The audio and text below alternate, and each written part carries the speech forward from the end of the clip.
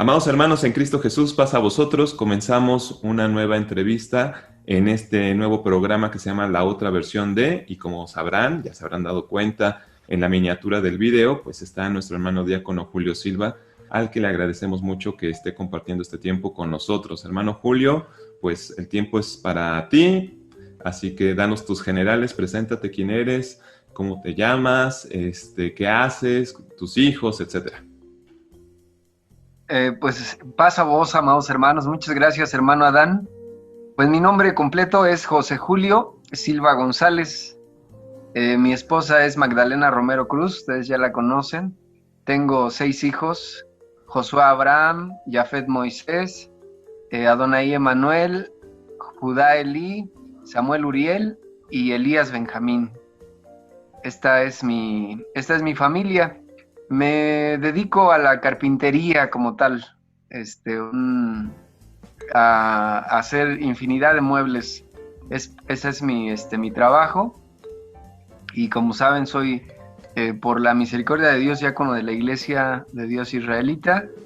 Y pues no sé qué más decir, hermano Adán. ¿Cuántos años tienes hasta este momento?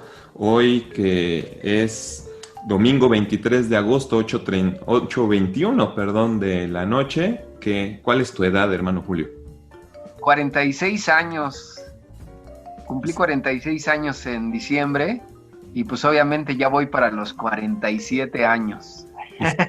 Joven nuestro hermano Julio, quién sabe qué hace esas cremas que se ha de echar de seguro. Me tomo una cucharada de aceite de oliva todas las mañanas y un vaso de agua con 2 limones sin azúcar.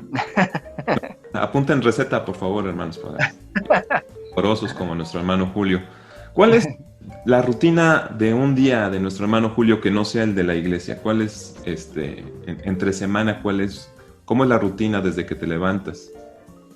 Pues parte de mi rutina es levantarme 6, 7 de la mañana, ducharme o bañarme, desayunar los ricos desayunos que me da la Babi y salir al trabajo. Obviamente, como todos, pues antes encomendarme a Dios para que pues su espíritu siempre me permita la inteligencia de tomar las mejores decisiones y salir a mi trabajo, ir a las instalaciones a donde laboro. Y ya en la tarde, ya cuando regreso, normalmente regreso 6, 7 de la noche, y pues convivir con la familia, platicar un poco con ellos, cómo están, etcétera. Y a partir de ahí, bueno, normalmente me subo a este lugar desde donde me estás haciendo la entrevista, para ver todos mis pendientes que tienen que ver con la iglesia, o estudiar algún tema, o preparar, o organizar, o planear todas las actividades que tengo, tanto en la parte ministerial como en la parte de mi trabajo y con mi familia. Cuando te va conociendo alguna persona, así que apenas te conoce, ¿cuál has sabido que es su primera impresión acerca de ti?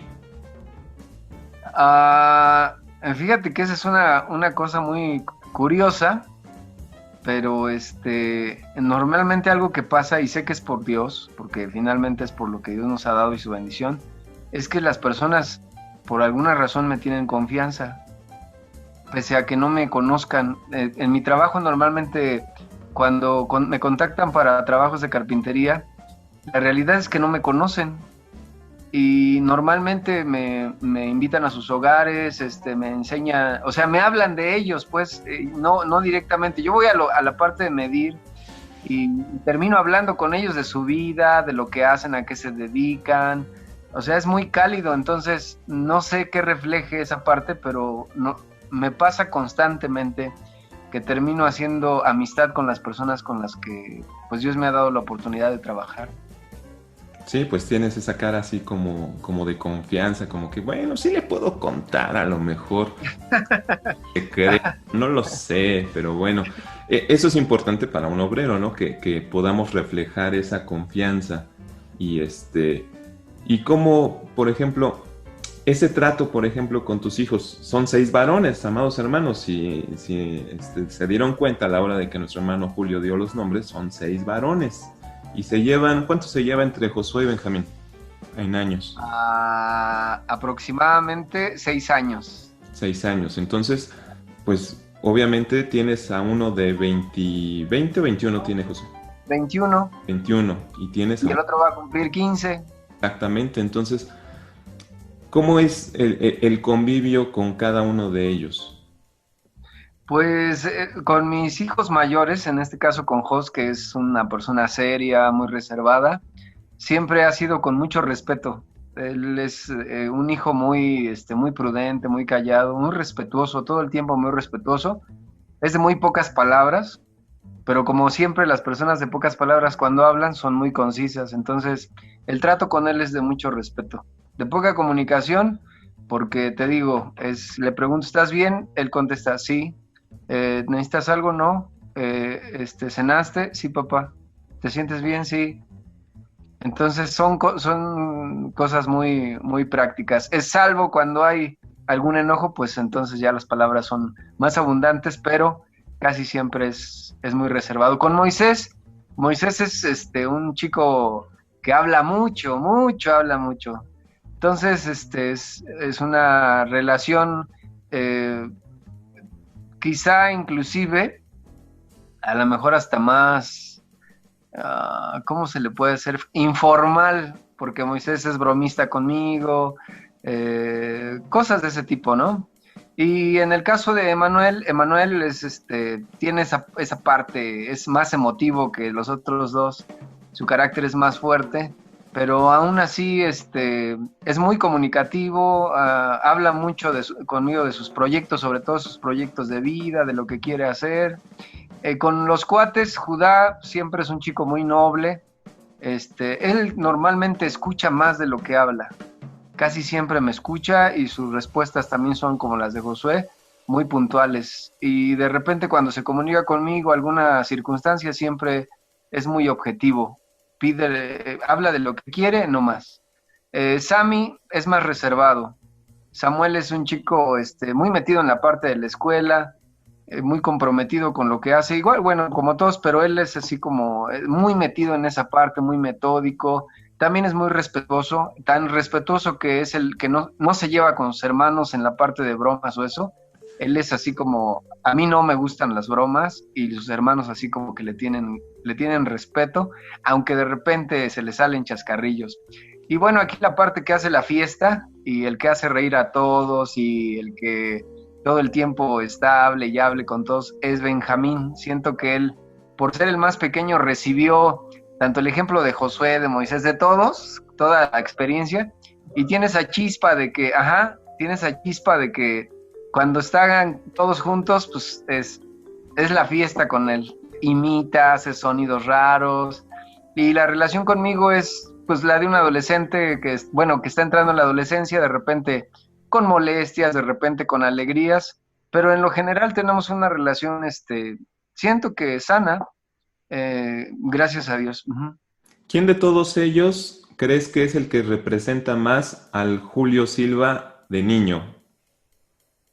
Fíjate que como tal, siento que cada uno tiene esa parte, pero el que representa a Julio Silva de niño, porque yo era medio timidón, puede que lo represente Sammy.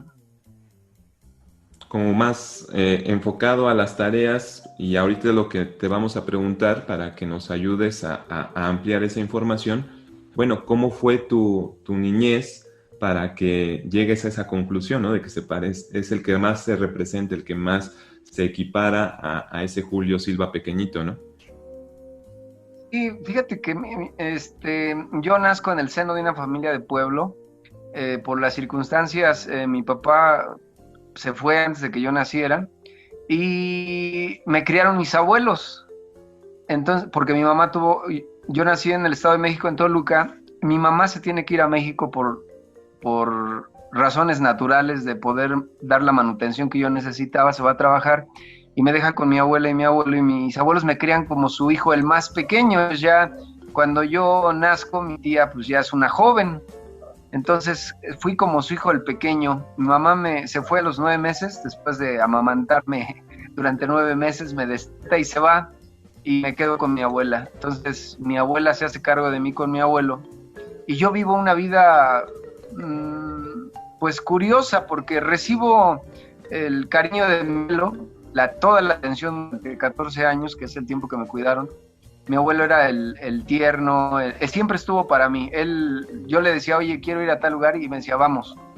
Todo era caminando, pues era un pueblo, eran campos, y mi abuela fue la fuerte, la que me quería, pero fue la que me dio de nalgadas, la que me regañaba, ella ponía la educación.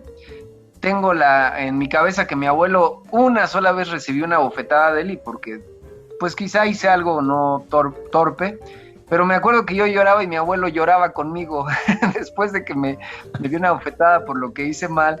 Me acuerdo que él se puso a llorar conmigo, así de maravilloso era este hombre. Y mi abuela no, mi abuela cuando era la sanción, ella no lloraba, ella era...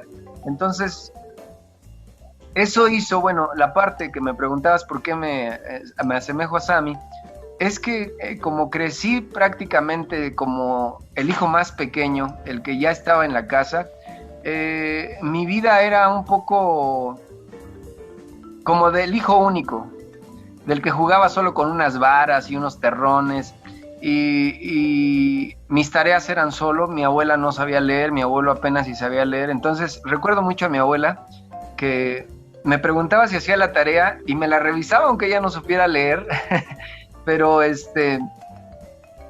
estaba al pendiente. Entonces eso hizo que, bueno, desde niño pues creciera yo como un niño adulto, porque la gente que me rodeó, con la que jugaba, pues siempre fueron mi abuelo, un tío que era de la edad de mi abuelo, que era su compañero eterno, de él eran amigos, y jugaba yo con ellos dominó, jugaba yo con ellos cartas, y siempre estaba yo escuchando sus pláticas de viejos. Entonces mi vida finalmente, o mi mente, estaba siempre en esa área.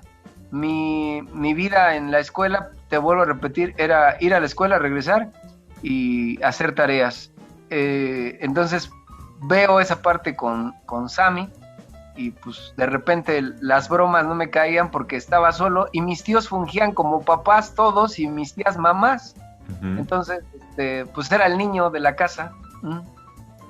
Fíjense, dato para los que nos están viendo en estos momentos. Nuestro hermano Julio, en esa vida de campo, se relaja con el sonido de la lluvia pegando en los techos. Eso las láminas. Sí, tengo esa...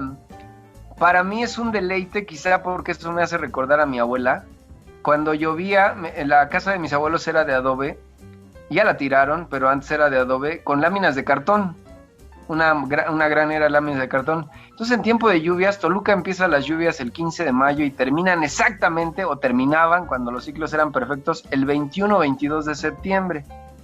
Y en la temporada de lluvias, en el pueblo, cuando mi niñez no había luz, entonces eran velas. Entonces mi abuela nos levantaba a 5 de la mañana y nos dormía a las 7:30, 8 de la noche, cuando, así igualito que los gallos y todas las aves, que cuando cae el sol se guardan, así era mi abuela.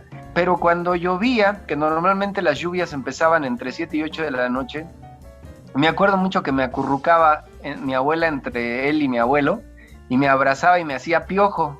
O sea que... Y entonces llovía desde esa hora, que eran lluvias preciosas, hasta 4 o 5 de la mañana, dejaba de llover, era como magia. Entonces esa parte hoy, cuando llueve, yo, en la parte de mi recámara donde dormimos con Male, es de láminas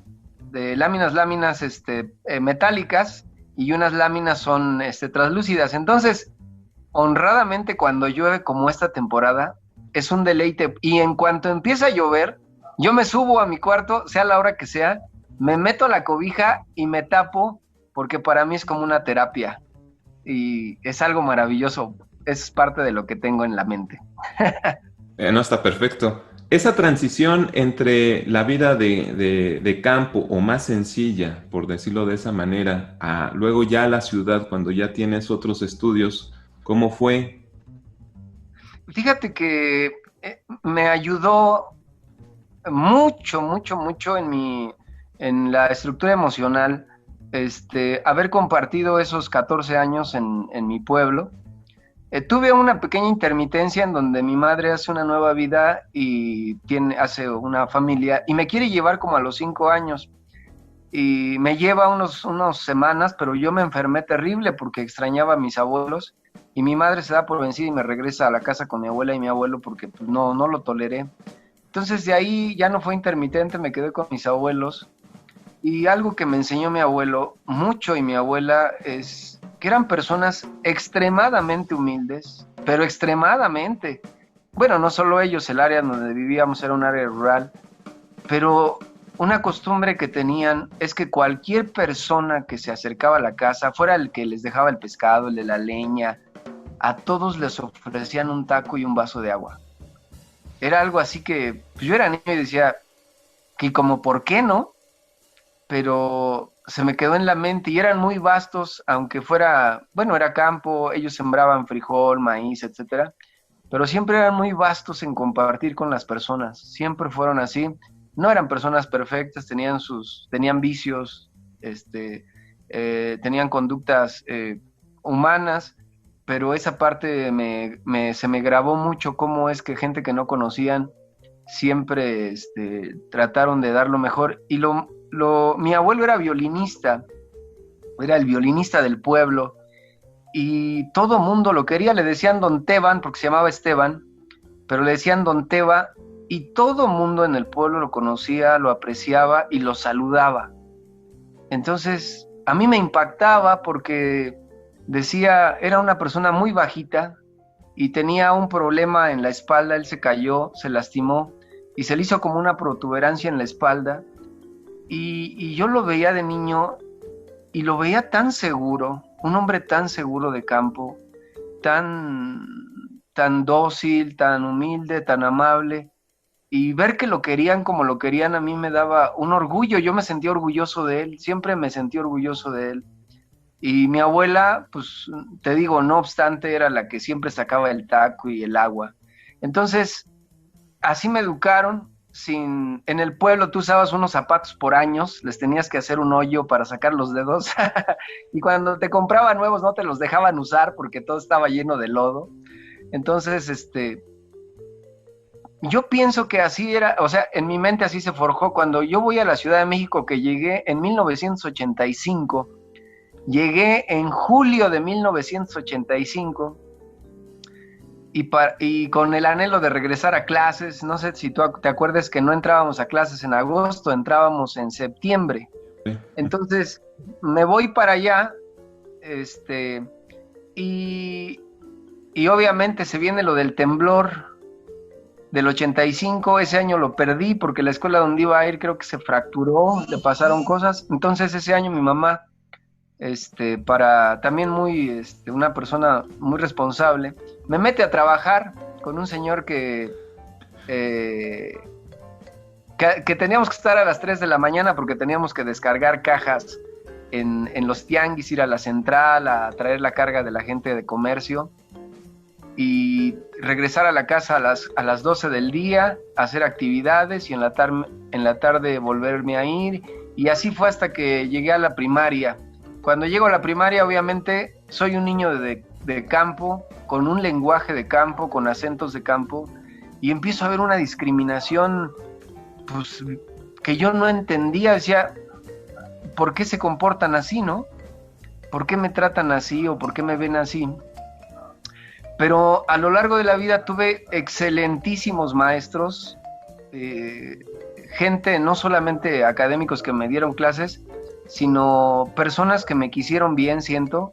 Dios, yo todavía no conocía qué era Dios, ni la palabra, ni nada, pero hoy creo que Dios me puso gente con unos valores, pese a que no conocían la doctrina, que me permitieron sortear la vida, salir de esa situación. Me acuerdo que una maestra, pues yo me sentía raro, te digo, porque me discriminaban, el indito, el indio, toda esa parte natural, no por maldad, los niños tienden a ser de esa manera.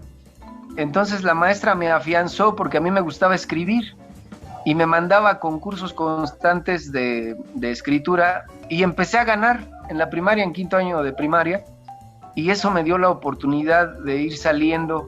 Me dedicaban mucho tiempo, me impulsaban mucho, me echaban porras, y eso me fue ayudando, y entonces aprendí a esa edad que realmente algo que debe de pasar, que decía mucho mi abuelo, que tú debes de ver hacia adelante toda tu vida, que cada que tú emprendas debes de ver hacia adelante, siempre hacia adelante, siempre hacia adelante. Entonces, así se me quedaba en la cabeza y siempre decía, bueno, pues no sé qué les pase a los niños, pero pues yo tengo que seguir hacia adelante. Terminé la primaria y por circunstancias económicas y por una mala dirección en mi cabeza, mi estudio fue intermitente, pero el cambio de campo a ciudad es un choque y me adapto a partir de que gente muy buena me ayuda, me hace entender las razones de por qué la gente es así y me abre un portal para que esa frustración yo la descargue a través de la escritura, de escribir. Escribí un tema que concursé en quinto y en sexto que se llamaba Lo que me dan mis padres. Entonces, me ayudó muchísimo porque creo que psicológicamente me permitió hablar de mi niñez, de la falta de la estructura materna como tal, aunque la verdad es que la cubrió bien mi abuela, y eso me permitió como seguir. Vamos a hacer un pequeño salto a esa parte en donde, bueno, ya te integras a lo que es la vida de ciudad y platícanos cómo conociste a nuestra hermana Male. Fíjate que yo, esa intermitencia me llevó a que estudiaba y dejaba de estudiar y también iba y venía entre Toluca y México. Pues en cierta parte la adolescencia, una falta de dirección, porque me desintegré un poco a causa de que llego a México y mi mamá me da ciertas libertades en donde me dice, todo lo que hagas de aquí en adelante depende de ti, yo te puedo apoyar en lo más básico, así que tienes que trabajar y estudiar. Entonces, como le pasa a cualquier adolescente, pues cuando empiezo a ganar el primer dinero, pues veo que es dinero y entonces ya no me empieza a interesar la escuela y dejo algunos años de estudiar. Pero luego encuentro, como te digo, como siempre, encuentro un arquitecto que acaba de fallecer no hace poco, que se vuelve como mi tutor, me toma, me da trabajo, pero me condiciona, me dice, sí te vienes conmigo, pero tienes que estudiar, tú no puedes pues andar por la vida con la pura primaria, tienes que estudiar. Entonces, a los 18 años aproximadamente, empiezo a cursar la secundaria nocturna. Pues me da trabajo y en las tardes, noches me voy a estudiar y otra vez vuelvo a encontrar en él pues un tutor, una persona cariñosa, también de fuerte carácter, pero que me integra a su familia como si fuera yo su hijo. Y sus papás me querían muchísimo, sus hermanos, y otra vez me vuelven a impulsar en cierto momento. Y en la escuela, en la nocturna, encuentro un maestro de matemáticas que se vuelve también mi tutor académico y que me da tales consejos que me hace reflexionar sobre la vida y salgo el salto es que, salgo de la secundaria nocturna de 21 años aproximadamente y me inscribo me inscribí a un CETIS. Uh-huh. Entonces me dijo el arquitecto, ¿qué te gustaría estudiar? Yo creo que vio pues mi edad y que pues ya pronto posiblemente iba yo a madurar y como cualquier joven iba a querer tener pareja y me dice, tienes que estudiar la prepa pero técnica, para que si no sigues pues tengas el aval de que puedas dedicarte a algo. Y entonces me inscribo en el CETIS y como él era arquitecto y me gustaba verlo todo el trabajo que hacía, pues yo quería algo cercano a él porque se volvió mi figura paterna después de mi abuelo, ya mi abuelo había fallecido, y estudio topografía pero jamás me di cuenta pues que en el plantel que estaba cerca de mi casa no había topografía. El plantel que tenía topografía estaba a 2 horas en Oh, camión y metro, y como eso puse como primera opción, y pues no era yo tan malo en matemáticas, me mandan a un CETIS a 2 horas de mi casa. Y mi bellísima mujer estudiaba ahí. mm, Entonces a Male la conozco, la vi por primera vez en el segundo semestre.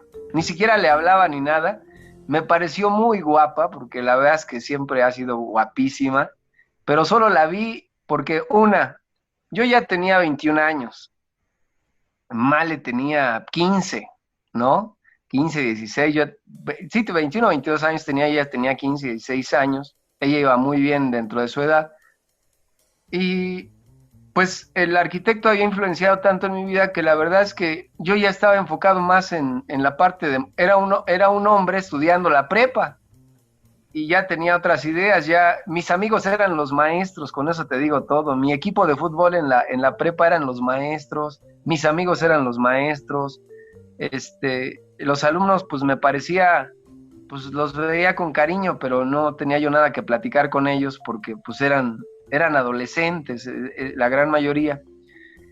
Y bueno, pasaron los semestres y en el cuarto semestre nuestros grupos de topografía, como siempre fueron dejando la escuela muchos, y de tantos grupos que éramos, nos unieron, y ahí reencuentro a la maravillosa Male, y en el último semestre, debo de decirte, yo en mi mente ya tenía planeado terminar, y siempre siempre tuve el anhelo de enseñar, porque quizá por ver a mis abuelos, que eran maravillosas personas, pero que tenían esa limitación. Entonces escuché que en Chiapas se necesitaban maestros rurales y que solo necesitabas la prepa para poderte enrolar e ir a dar clases a la sierra. Y ya estaba yo listo para irme a esa aventura. Dije, me voy a dar clases a Chiapas, y pues ni siquiera pensaba si había por venir o no. Yo quería ir a dar clases. Pero en el último semestre hacemos unas prácticas y los maestros nos llevan a hacer un levantamiento topográfico a unos cerros fuera de la capital. Y ahí conozco a Mal y nos hacemos muy buenos amigos, excelentes amigos. Y me acuerdo bien que en un Día de Muertos ya nos hicimos más amigos. Y 3 meses antes de salir de la escuela, pues empezamos una amistad más profunda. Y ahí te va la parte de la cual te vas a reír, pero un día te la vas a comentar a Babi. Recuerdo que salimos del CETIS, ya terminamos el curso, se acabó, la clausura y todo. Yo recuerdo que mi madre me dio mi abrazo y todo. Mi madre siempre fue muy cariñosa, pero muy fría. En la parte de que ella no era así muy efusiva, nada más te decía, lo hiciste bien, qué bueno. Entonces me fui a casa de Male, y me acuerdo que estábamos platicando, y le digo a Male, porque me encantaba la Babi, hoy la adoro, pero siempre me encantó su forma, y entonces le digo a Male, honradamente le digo, dile a tu mamá que si me adopta.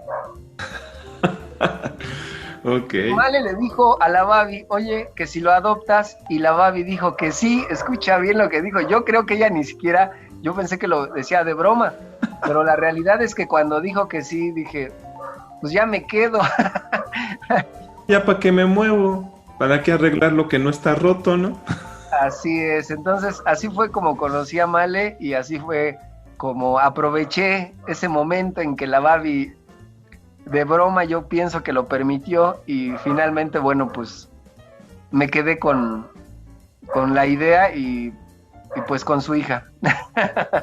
Eso era lo más importante. Con todo esto, hermanos, hermanas que nos están viendo, quiero que se den cuenta que nuestro hermano Julio no nació en la iglesia. Es uno de nuestros mejores predicadores, pero su formación ha sido más reciente. ¿Cómo fue precisamente tu entrada a la Iglesia de Dios Israelita? Pues conozco a la iglesia ya una vez que hice mi vida con Male. pasaron los años y cuando uno no tiene una identidad bien definida en la parte paterna-materna y conceptos o una estructura educacional como la que he visto en la iglesia, sólida, con argumentos, con leyes que da Dios, pues eres inestable. Y empecé a vivir esa inestabilidad, mi formación, eso afectó e impactó, de tal suerte que como cualquier matrimonio que no tiene a Dios, pues empecé a tener problemas. Y esos problemas me llevaron pues a ver cómo sufría Male, ¿no? Y yo no veía de dónde tomar argumentos para poder resolver esas circunstancias. Entonces fue muy curioso porque en donde trabajaba, en mi trabajo, había una hermana que yo siempre la vi diferente. Era una persona para mí rara, porque siempre la veía bien, estable emocionalmente, ayudaba a todos. Y yo decía, bueno, pues como que, ¿por qué hace eso, no? La veía así como que, bueno. Pero un día me obsequió una Biblia y honradamente mi abuelo me introdujo en la mente algo que siempre lo recuerdo. Mi abuela era una mujer creyente, como ellos se decían a sí mismos, creyentes, no eran muy allegados a su forma de fe, pero eran creyentes. Y mi abuelo de plano, él no era creyente ni nada. Él decía que Dios estaba en todos lados y que creer en él era hacer las cosas bien. Dentro de la referencia que él pensaba que era bien, que era no lastimar a nadie, no ofender, estar bien con todas las personas. Entonces eso lo traía en la mente, pero me llamaba la atención y cuando me regaló la Biblia, en el pensamiento de mi abuelo yo decía, no, esta persona es religiosa, no, el concepto era así como que no. Pero le tomé la Biblia y empecé a leerla. No le entendía yo nada, honradamente, pero la leí como un libro de texto. La leí como un libro de texto y vi que el sábado no se debía de hacer nada. Entonces, ¿qué crees? Como tenía yo 2 perros, que eran mi adoración, me subía los sábados desde muy temprano. Vivíamos ahí en un lugar cerca de Jardines del Recuerdo que se llama La Cantera, donde había cerros, no sé si todavía los haya o ya construyeron, pero me perdía desde la mañana hasta la tarde y todo el día me ponía yo ahí abajo de los árboles a leer, aunque no supiera nada. Pero las circunstancias emocionales se fueron agravando y yo quería una salida y un día, pues yo sin saber cómo ni orar ni nada, me postré en una piedrota que estaba ahí en los cerros y empecé a gritar como un loco. Así grité y le gritaba yo pues a Dios, pero yo no tenía el concepto de quién era Dios y le gritaba, ayúdame, ayúdame, ayúdame. Y me puse a gritar como loco. No sé si alguien me escuchó ahí en ese lugar, alguna persona ha de haber dicho, está bien zafado, está drogada esta persona, pero yo me puse a gritar y curiosamente apareció en mi vida esta hermana que es la esposa del hermano ministro Óscar Calderón. Y entonces ella me acercó al hermano Óscar Calderón. Y si tú algún día hablas con el hermano Óscar Calderón, te dirá una frase célebre que él dice. Así lo dice con esa voz fuerte que tiene, dice, era bien necio. Porque eso era yo bien necio. Y me tuvo una paciencia el hermano, por eso le aprecio mucho y pues siempre está en mis pensamientos y oraciones, porque me tuvo paciencia mucho tiempo. Y es esa paciencia la que al final, no fui yo el que decidió ir a la iglesia, debo de decirte. La valiente a la que Dios le dio el espíritu de llevarme por primera vez a la iglesia, fue a Male. Male dijo, oye, ¿por qué no le hablas a tu amiga y le preguntas si hay iglesia en Querétaro? Porque para esto ya, por circunstancias de trabajo, ya había yo viajado a Querétaro y yo nos habíamos instalado en Querétaro. Y fue Male la que tomó la iniciativa. Y ahí te va una frase que me va a avergonzar toda la vida, pero para que sepan los hermanos que cuando uno no tiene a Dios, la verdad es que es como una bestia, dice la escritura, que no entiende uno nada. Entonces me dice Male, ya nos dieron dirección y todo, y fuimos hacia la congregación. Para entonces la congregación estaba dentro de la casa de nuestra hermana Ruth Martínez y de nuestro hermano Toño Quintanilla, unas maravillosas personas. Al hermano Toño debo decirte que lo he admirado siempre, es un hombre de mucho orden, de palabra, siempre he admirado eso. A la hermana Ruth, una mujer de Dios, una familia de Dios. Y ahí estaban, y cuando llegué, mi idea era dejar a Male e irme a trabajar. Entonces, le dije esta frase, y yo creo que los hermanos se van a reír. La bajo y le digo, solamente voy a entrar contigo para ver con qué clase de gente te dejo. Gente muy fina, la verdad. Horrible, fue horrible ese momento. Oh, bueno. Me avergüenza y que Dios me perdone por esas torpezas. Entramos, porque llegamos a buena hora, y me recuerdo bien que todos estaban hincados cuando entramos. Entonces nos quedamos parados así como diciendo, ¿qué hacemos, no? Termina la oración, era Aarón Espinosa en sus años mozos, estaba haciendo la oración, y cuando dicen amén y se levantan, Aarón se nos queda viendo y abre unos ojotes, y nos quedamos así, invita a sentar a todos, y pues nos sentamos, yo ya me senté, no, yo según me iba a ir, empieza a predicar, y debo de decirte que ese día me enojé mucho, estaba yo muy enojado, porque le digo a Aarón que todo lo que predicó ese día, era como si él supiera mi vida.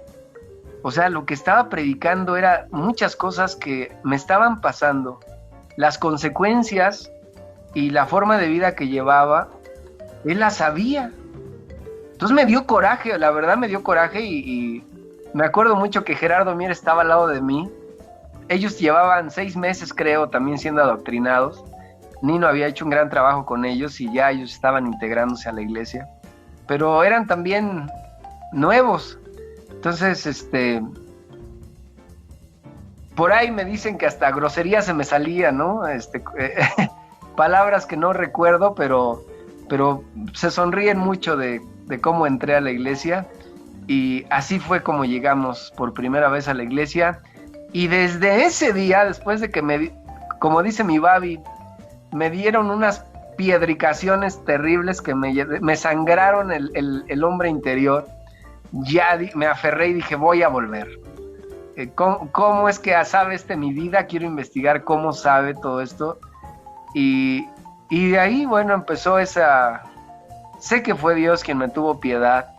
Y siempre recordé, porque hasta hoy creo que ese día que me arrodillé en esa piedra y en ese cerro como un loco, yo creo que vio tanta desesperación en mí que... Pues sí, te da la oportunidad de participar de su pueblo, o sea, y todo es una preparación, ¿no? Lo vemos con Abraham, por ejemplo, el llamamiento no es a sus 20 años, no es a sus 30, es hasta 80, 90 años, y bueno, pues de ahí para adelante, ¿no? Entonces, lo importante es cuando ya estamos dentro, porque ahí es donde viene ya lo bueno y lo interesante. Cuando eres de fuera no pasa absolutamente nada, ¿no? Pero cuando estás adentro es cuando las mejores cosas suceden. Así es. ¿Cómo recibiste ese llamamiento para servir? Fíjate que yo llegué a la iglesia, digo, siempre lo mido con la edad de Manuel, que hoy tiene 18. Yo llegué a los 29 años a la iglesia, tenía 29 años. Y veía yo a Aarón, me impactó Aarón. Yo para entonces, pues mi profesión era vendedor, y lo veía cómo se desarrollaba, veía cómo hablaba con una seguridad, pero sobre todo me impactaba cómo sabía cosas, cómo ese libro llamado Biblia, cómo lo manejaba, cómo hilaba textos. Para mí era como que él sabía los códigos para poder entender la Biblia que yo no la había podido entender. Entonces eso me arraigó, y por allá de los 6 meses o antes, le pregunté cómo podía yo participar.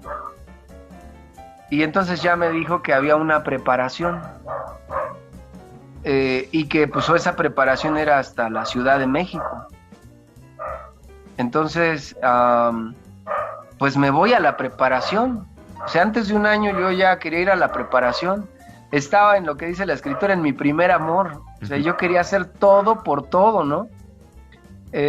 Hubo hombres muy valiosos en mi vida, el hermano Nino, que se dio cuenta de mis deficiencias y me visitaba en mi hogar cada domingo y nos predicaba a Male y a mí, y también él me impactaba porque Aarón siempre ha sido un hombre muy elocuente, pero Nino lo veía yo, él era como una computadora que iba texto tras texto y renglón tras renglón y todo lo hilaba. Yo decía, ¿cómo hace eso, no? ¿Cómo logra eso?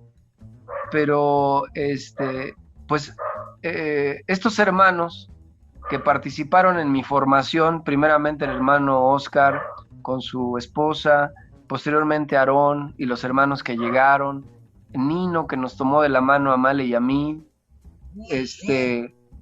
generan que me entre ese primer amor y yo quiera saber más y más y más y más y más y más y más. Y entonces ya para entonces vivíamos en Santa Rosa. Me voy a México con la idea de prepararme y también pues de tratar de resolver las partes económicas que fueron muy difíciles porque quizá no hice las cosas correctamente, no lo sé, pero fueron muy difíciles la parte financiera.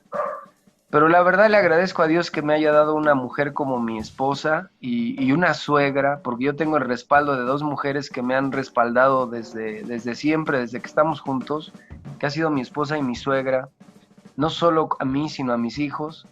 Y Male, pues estoicamente, para entonces ya teníamos a Jos, a Moy, y Emma era un bebé haciéndose niño, y aguantó todas las carencias. Fue algo que para entonces, no sé si eso fue la prueba que le llaman de fuego, no lo sé, la verdad es que no sé si fue prueba o mi falta de pericia, no lo sé, pero en esas circunstancias, pues me voy a la preparación, y en la preparación, recuerdo bien, de quien más me acuerdo es del hermano Genaro Campos, que también me enseñó muchas cosas, pero lo que más me enseñó es la fe. Siempre lo vi como un gran hombre de fe. Y en el transcurso de la preparación recuerdo que los martes, porque éramos los de los martes, éramos los más pollitos, los hermanos obreros solicitaban que uno de los martes apoyara en localidades lejanas, porque eran lejanas, ahí donde iban los nuevos soldados. Y un martes entra el hermano Dan Leví y dice, hermanos, necesitamos a tales hermanos en tal lugar. Todos los hermanos yo los veía, todos los que estaban preparando entusiastas, a ver quién va a ir a Tecomit, le veía hermanos que levantaban la mano, pues yo, ¿quién va a Xochimilco? Yo. Y al final, pues yo no levantaba la mano, yo decía, ¿cómo voy a ir? Pues yo estoy aprendiendo. Y levantan la mano, y dice el hermano, ¿quién va a Sultepec? Yo no sabía ni dónde era eso, y mira, yo soy del Estado de México y no sabía que era Sultepec. Y como no vi que nadie levantaba la mano, pues yo la levanté, pero no la levanté, algo hizo que la levantara. Y me acuerdo que nos dice el hermano Genaro, dice, bueno, dice, pase con el hermano Dan Leví, él le va a dar la dirección y le va a dar su pasaje. Perfecto. Pues yo bien contento, llegué con el hermano Dan Leví, algo que le admiro al hermano Dan Leví, yo creo que si un día ve esto, se va a sonreír, es cómo da las direcciones. Porque yo solo me acuerdo que me dijo, usted va a llegar a la terminal de Toluca, va a ir atrás, allí salen unos taxis que van a Sultepec, se va a subir, va a llegar a Sultepec, y ahí pregunta por el hermano Callito, y donde le digan, ahí es. Esa fue mi primera dirección. Por referencia, nada más. Sí, y pues ese sábado me fui al famoso Sultepec. Pero tratan muy bien los allá, ¿no? ¿Mande? Tratan muy bien los hermanos allá. La realidad es que no. Al principio cuando llegué, fíjate que era una localidad que había sufrido, pues humanamente, una fractura, y esa fractura había afectado mucho la fe de los hermanos. Tal es así que ya no se reunían. y se les visitaba cada 15, cada mes. Entonces eso hizo que había un enfriamiento todavía un poco más difícil. Llego a Toluca, obviamente nadie sabía dónde estaban los taxis. Anduve preguntando por muchos minutos y hasta que no los encontré y me fui en camión, en autobús. Y en el autobús, curiosamente, mi compañero de autobús, yo iba bien nervioso porque no sabía que iba a predicar honradamente, no sabía. Y llevaba yo mi Biblia, iba yo leyendo casi así, tratando de sacar algo para enseñar a los hermanos. Y me acordaba de las predicaciones de Dani, del hermano Nino, de lo que había, y pues iba haciendo apuntes. Yo no sabía que el hermano se llama Juan, es un maestro, que iba a mi lado, era de la iglesia. Se me quedaba viendo, pero no hablaba. Ajá. Nada más me veía cómo agarraba la Biblia, le pasaba de un lado y de otro. Llegué a Sultepec, era la fiesta del pueblo. Sultepec es un pueblo grande, no era un pueblo chico. Y le preguntaba a Mundo y Medio, nadie conocía a Callito. Entonces fue otra aventura. Y bueno, Dios me ayudó como siempre me ayuda, y al final llegué con Callito. Cuando llego, el hermano está en su tienda, tienen una tienda, eran como 8 de la noche. Me pasa y me dice, pásele. Ahorita que termine nuestro programa, lo atendemos. Y ya me senté. Solamente esa tarde estuvo su esposa, él, y llegó el hermano que iba en el camión. Se llama Juan. Y cuando lo vi, dije, Dios mío. Total, ya prediqué lo que Dios me permitió predicar. No me preguntes qué fue, no me acuerdo. Terminé muy nervioso. Y cuando terminé, dije, bueno, pues ahora a ver a dónde me quedo, porque yo no sé dónde, ¿no? Entonces me quedé sentado y me dice el hermano, donde se hacía el culto, hermano, ¿va a venir mañana? Y le digo, pues sí, si Dios quiere, sí. Bueno, mañana nos vemos. Y se retiran. Y me quedo sentado en la banca. El hermano Juan se salió. Y pues como siempre, pues hacía oración diciendo, pues Señor, tú dirás qué hago. Y a los minutos regresa el hermano Juan y me dice, muy serio el hermano, muy serio, me dice, ¿dónde se va a quedar, hermano? Le digo, pues no sé, hermano, la dice, véngase a la casa. Y ahí me quedé, en la casa del hermano, me acogió con esa seriedad, me preguntó cosas que yo no sabía, y allá en ese lugar eran muy dados a que si no eras arriba de diácono, pues casi no eras... Estás digno. No, exacto, imagínate a alguien que está... Me dio miedo decirle que estaba yo en preparación. Hombre, pues cómo no, ante esa situación. Fíjate, hay una pregunta que nos mandaron, un familiar muy cercano, no lo voy a decir porque a lo mejor le da pena en determinado momento que lo mencione, pero él me pedía que hiciera la siguiente pregunta. ¿Cómo cambia tu vida cuando decides ser obrero? O sea, ¿cómo cambia tu entorno social con tus amigos, tus padres, tu trabajo? ¿Cómo cambia todo eso? Fíjate que desde que yo conocí a Male y nos casamos, mi vida social desapareció. Decidí dedicarme totalmente a mi familia y a mi trabajo. Mi vida era mi trabajo, mi familia, con vicios, como un ser humano sin conocimiento, pero nuestra vida giraba alrededor de ella, yo, la Babi y mis hijos. Cuando voy a Querétaro, todavía no voy a la iglesia, se hace todavía, mi mundo se hace todavía más cerrado en la parte social, porque como el proyecto al que fui a Querétaro no se dio como se esperaba, Male me dice, nos vamos a quedar acá, y yo finalmente mi trabajo me dice, pues no te podemos sostener, te podemos ayudar quizá dándote algo que puedas vender, pero no te podemos seguir pagando como un empleado. Entonces acepto, y en esa parte entra el Inter de la iglesia, y por circunstancias económicas, como te decía, pues nos dedicamos a vender tacos. Y y mi vida ya es totalmente la Babi, Male y mis hijos. No teníamos conocidos. Mi mamá, pues su vida la hizo en México. Ni los hermanos de Male, ni mis hermanos, ni la familia de ella, ni la mía. Ya antes de que entráramos a la parte ministerial, realmente cuando entro a la parte ministerial, cuando entro a la iglesia, es cuando encontramos una familia. La verdad es que tú conoces la parte de Querétaro. Es una iglesia que cuando entramos nosotros estaba en formación. Llevaban 6 meses, creo, de que mi hermano Daniel había hecho una gran labor y había mandado a Aarón para que él se encargara de atender, que era una misión, todavía no era una localidad. Entonces, nos apegamos tanto a los hermanos. Y los hermanos, ahí es cuando conocí la palabra hermano, en toda su extensión, porque en nuestras deficiencias, en nuestras carencias, no nos conocían y a mí me impactaba cómo es que nos socorrieron en todos los sentidos, en amor, en lo material, en lo espiritual, en consolación, en fortaleza, en todo.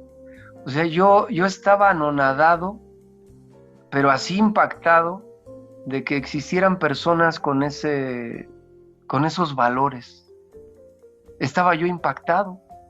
Entonces, realmente, si me preguntas, mi vida social empieza cuando yo entro a la iglesia.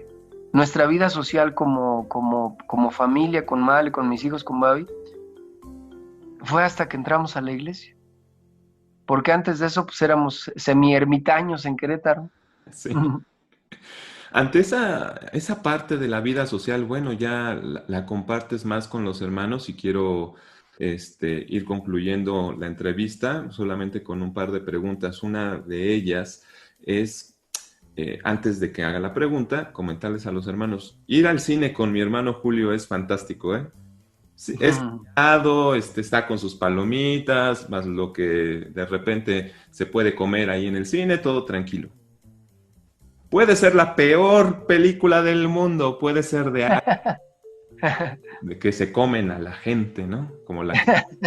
Pero mi hermano Julio siempre le va a encontrar un sentido espiritual a las preguntas. Digo, a las preguntas, a la película. Ahí viene la pregunta. ¿Cuál crees tú que sea la película que más te haya marcado que has visto? Que más me haya marcado, que he visto. Fíjate que hay una película que está en mi mente que se llama Ana Karenina, que es la historia de una mujer de aristocracia, no recuerdo bien si en Rusia. En Rusia. Que es esposa de un hombre prominente, tiene un hijo, pero se desarrolla el trama en que un general muy apuesto llega a su vida y esa debilidad humana que tenemos cuando no conocemos a Dios hace que se enamore y lo deja todo por ese hombre. ¿Y por qué me impacta tanto? Porque así como lo dices, veo cómo las escrituras en esa película, yo creo que la gente que escribe películas o los guiones son muy observadores de la conducta humana. Yo no creo que conozcan a Dios, pero sí conocen la conducta humana, el acto y las reacciones o consecuencias. Entonces esa película me impactó porque todo lo que dicen las leyes de cómo es el proceso humano cuando desobedeces, se da en esta mujer. Tan es así que al final, de ser una mujer respetada, amada por su esposo, todas esas estructuras, termina siendo una mujer que se suicida, se termina suicidando, y el general vive una amargura terrible. El que la enamoró, curiosamente, vive una amargura terrible, una vida espantosa. Entonces a mí me quedó un impacto de esa película. Y siempre la recuerdo porque veo, te digo, los pasajes bíblicos y veo cómo cada pasaje secuencial, así, cómo se va cumpliendo. Y entonces es la razón, a partir de ahí, de que todo lo que veo, caricaturas, películas, programas, o leo, siempre estoy relacionando leyes con las leyes, las causas y consecuencias de todo como lo escribe la Biblia. Y como un resumen, es que esa parte de mi vida desde niño, en que me cría mi abuelo, a los 14 fallece, luego me toma este arquitecto, fallece también. Cuando yo llego a la iglesia y conozco a Dios, quizá a lo mejor es la razón por la cual soy, como a veces me dicen algunos hermanos, exagerados en la estructura doctrinal, pero cuando yo conozco a Dios es como cuando un niño anhela encontrar a su papá. Y yo lo encontré a los 29 años.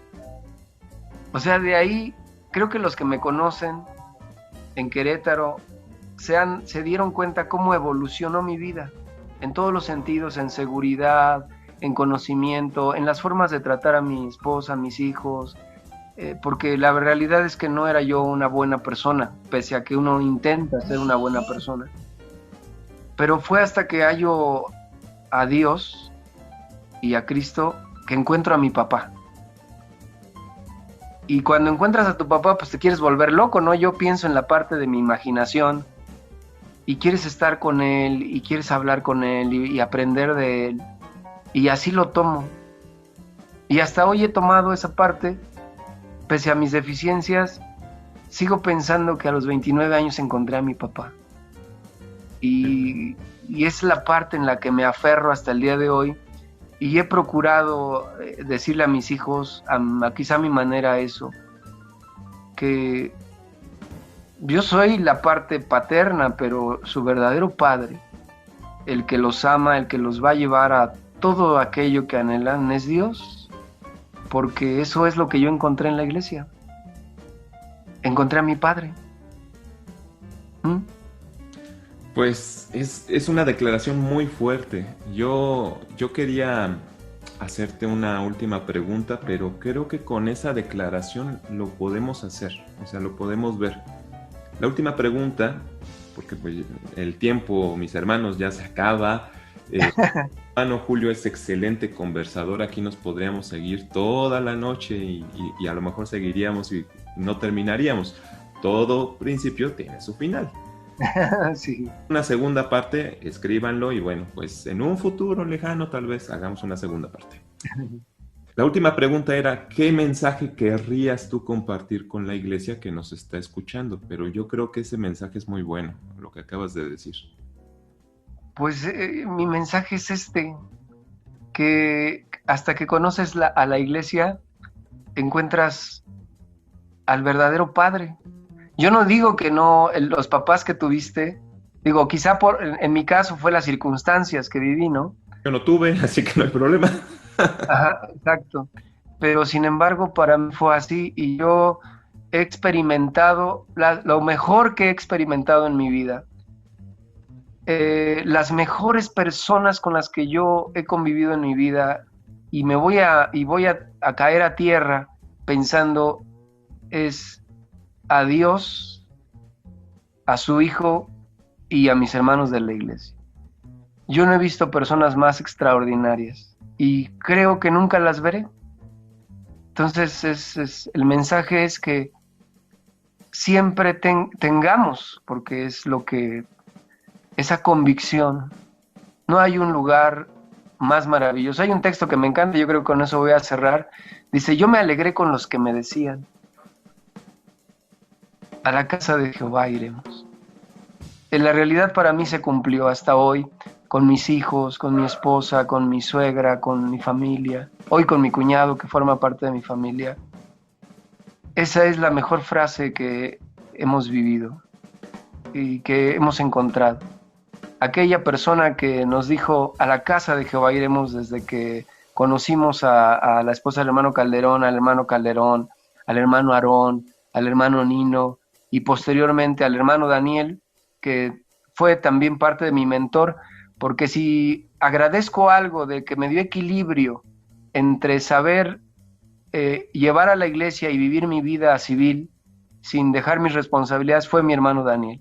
Él vino como a hacer ese parteaguas que me permitió ver con claridad que la vida en la iglesia te da la oportunidad de ver tus responsabilidades y de llevarlas de manera sana para que tu familia goce de la iglesia y también goce de la vida civil de manera sana.